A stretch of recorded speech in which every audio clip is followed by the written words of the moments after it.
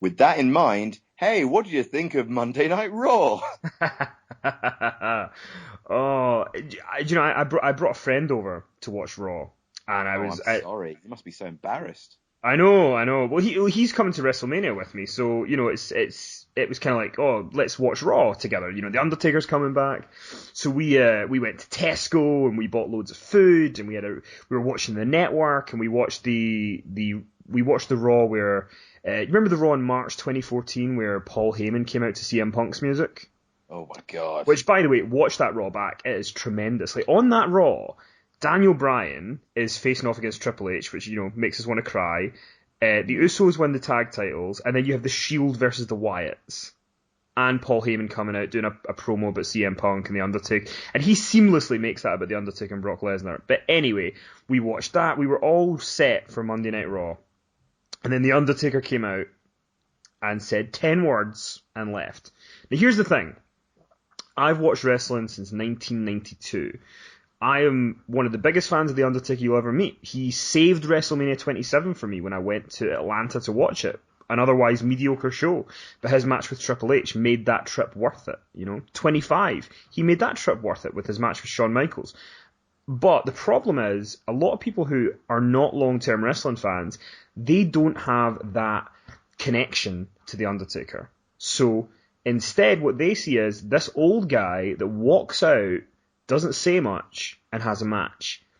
And I usually try to defend him and say, look at the story of The Undertaker, look at the history. And on Monday night, he did nothing that I could defend. He came out, said 10 words and left, and I was so thoroughly disappointed in it.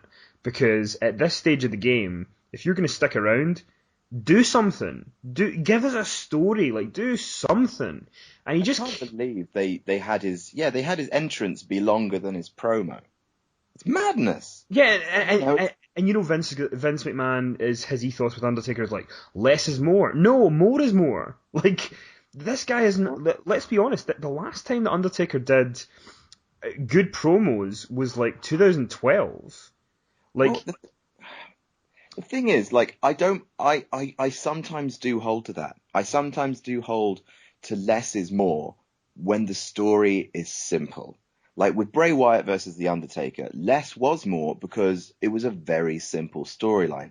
Bray Wyatt was around, he was the one competing, and he's like, I'm going to beat The Undertaker and I'm going to take his spot. And The Undertaker not being around and communicating via smoke and mirrors, that made the showdown at WrestleMania a bit more mysterious, a bit more tense. This story is really complicated. It's got a father and son, the family breaking apart. You've got blackmail. You've got a change in corporate power. You have a dispute over the Undertaker's allegiance. You've got so much to unpack with this scenario that you need more than just the Undertaker, taking the Undertaker for granted. That's what it looked like on Raw. They were like, people won't care. People won't care what the Undertaker is saying because he's the Undertaker. They're just happy to see him. But not when you create a story that is so baffling that people want answers.